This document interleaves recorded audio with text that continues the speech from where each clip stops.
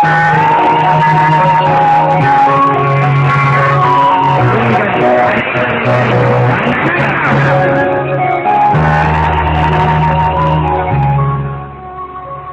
வரப்போது சாப்பிடறதெல்லாம் குறைச்சுக்கணும்.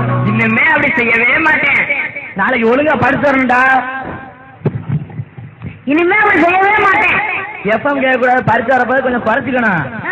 இனிமே அப்படி செய்யவே மாட்டேன். பெரியவர் சொல்ல வார்த்தையை மதிக்கணும். இனிமே அப்படி செய்யவே. என்னடா எதுக்கு எடுத்தாலும் இனிமே அப்படி செய்ய மாட்டேன் இனிமே அப்படி செய்ய மாட்டேன்னு சொல்லிட்டு இருக்கீங்க. நீங்க எல்லாம் என்ன பைத்தியமா?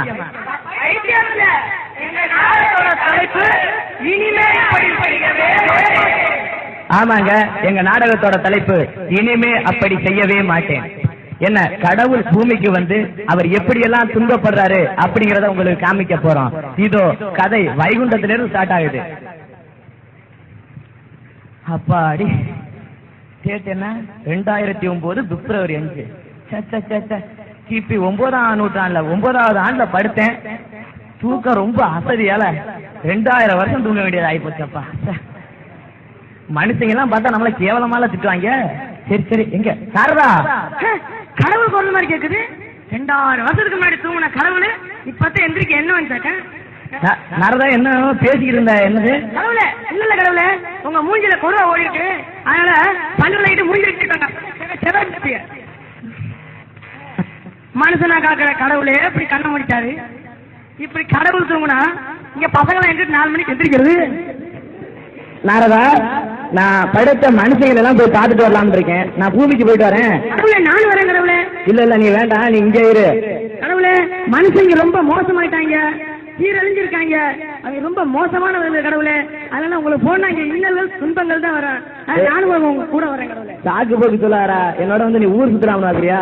ஏற்கனவே நீ ரொம்ப கலகக்காரன். அங்க வந்து ஏதாச்சும் கலகத்தை ஏற்படுத்தி விட்டியா? நீங்க மேல இருந்து பாத்துக்க, நான் மட்டும் போயிட்டு வரேன். போ, பல துன்பங்கள் இன்பங்கள் அனுபவிச்சு மேல வா. பெரியவர்களே, தாய்மார்களே, கடவுள் மனிதனாக மாறி பூமிக்கு வந்து இறங்கியுள்ளார்.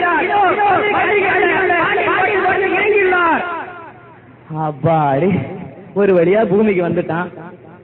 ஆகா, மதுரை 2000 வருஷத்துக்குள்ள எப்படி மாறி போச்சு. அதுவே தெரியுது, பெரிய அன்னதான சாலை. அங்க போய் நம்ம உணவு உண்ணலாம்.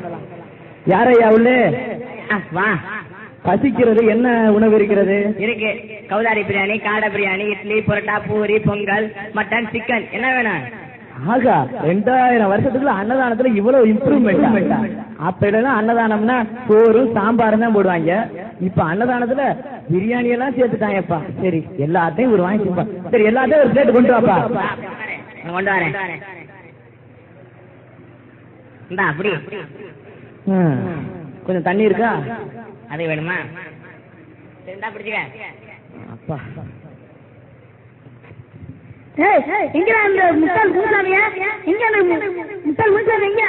என்ன முதலாளி? வாங்க வாங்க. நீ சொன்னாலே நாய்க்கு நான் முருகானந்தம் பேர் வச்சேன். அது ஒரு வாரத்துல செத்து போயிடுச்சு. என்ன காரணம்? நான் சொன்ன மாதிரி பேர் வச்சீங்க. டெய்லி 3 வேளை சோறு வச்சீங்களா? நீ சோறு வைக்கணும் என்று சொல்லவே இல்லையே. இதெல்லாம் சொல்லி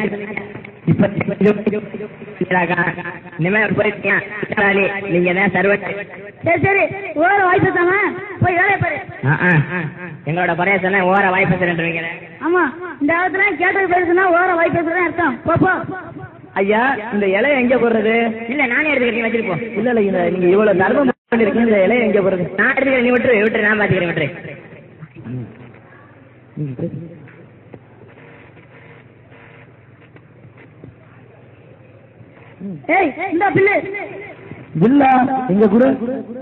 என்ன இப்ப மதுரையில சாப்பாடு போட்டாங்க, தமிழ் பாடலையும் எழுதி கொடுக்க ஆரம்பிச்சாங்களா? ஆகா, மாணிக்க வாசகரோட எழுத்து மாதிரியே இருக்குது.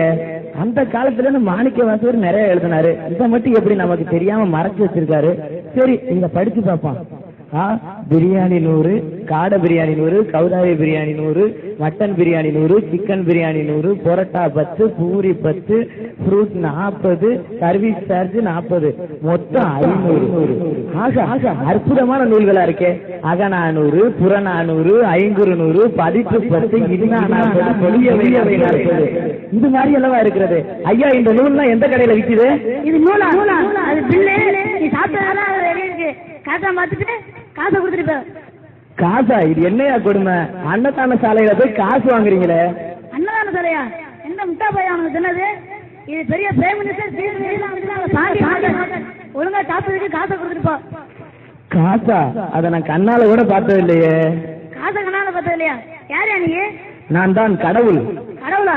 இப்படி எத்தனை ஏரியா ஊர்ல போய் இருக்கீங்க? இப்பதான் கொஞ்ச நாளைக்கு முன்னாடி போலீஸ் சேர்ந்தா இருந்தாங்க. இப்ப கடவுளே போய் ஏமாத்த வந்தீங்களா? உங்களுக்கு உண்மையான காசு இல்லையா? காசு இல்லையா? இங்க பாண்டிச்சாமி முடிச்சாமி நம்பிச்சாமி உன்னை காசு இல்லையா? உன்னை அடிச்சு 7 நாளைக்கு மாவட்டத்துங்க நம்ம கிராண்டருக்கு 2 நாளைக்கு லீவ் விட்டு ஊர் பண்ணிருக்கீங்க.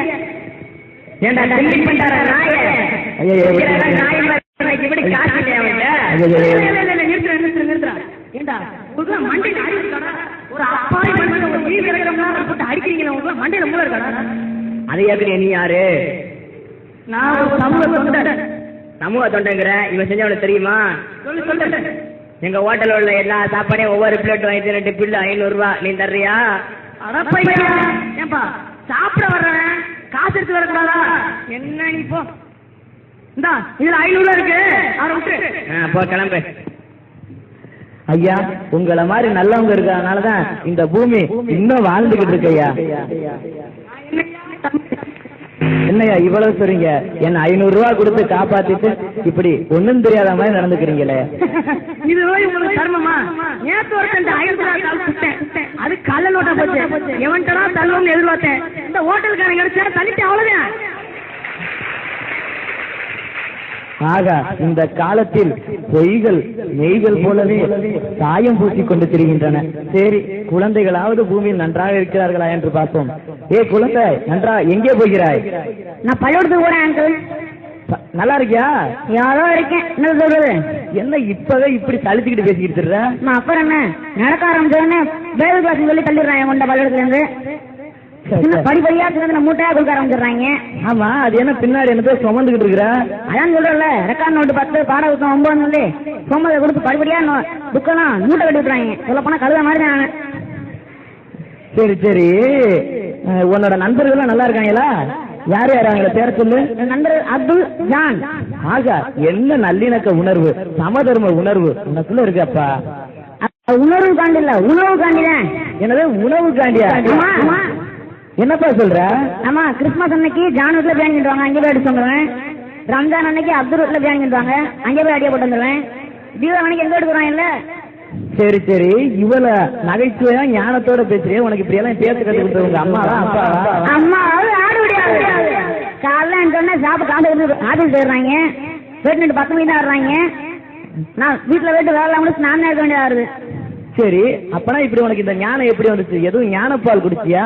ஞானப்பாலா? ஆவின் பால், அமிர்தா பால், எல்லா பாலும் குடிச்சிருக்கேன். கழுதப்பால், குதிரைப்பால், எல்லா பாலும் குடிச்சிருக்கேன், தாய்ப்பாலை தவிர. என்னப்பா சார், தாய்ப்பால் குடிச்சது இல்லையா? ஆமா, இந்த காலத்துல பெண்கள் பால் கொடுத்தா பிரஸ்டீஜ் பாய்க்குன்னு பாக்குறாங்க.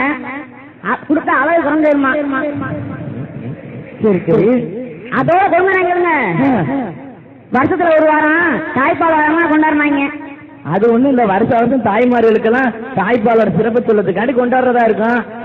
நீ யாரா? நீ என்ன வெட்டி பேச வச்சிருக்க? நான் தானப்பா கடவுள். கடவுளா? இது எத்தனை ரூபா குரூப்பா அலையறீங்க? நீ வேலை பள்ளியோட லேட்டா வச்சு போறேன். இந்த காலத்தில் மனிதர்களும் குழந்தைகளும் பொய்யாக அல்லவா தெரிகிறார்கள். அதோ தெரிகிறது கல், அது இடமாவது போய் கேட்போம்.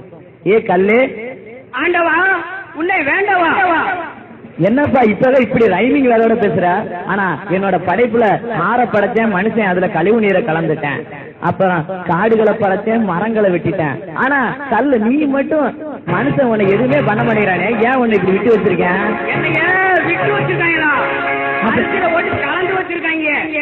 அரிசியில எதுக்கு இப்ப கலக்குறாங்க அவங்க?